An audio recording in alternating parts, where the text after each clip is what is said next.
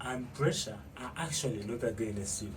Stress and pressure in your business are actually showing you how much your business has grown and how much the pressure that it now brings to you has now also increased, that you may also adjust in how you perceive your business to move. So if by any case you were being disturbed of how much you're struggling with pressure, now it is actually your time to rejoice, because you now know that your business has moved to a certain level, and it also needs a certain level of character from you and a certain level of knowledge and wisdom from you as the business CEO or the leader. Yeah. So don't stress anymore about your business.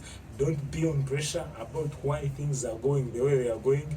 But then this is your time to build up your character, to build up the person you've been, to build up the perseverance that you've been having, so as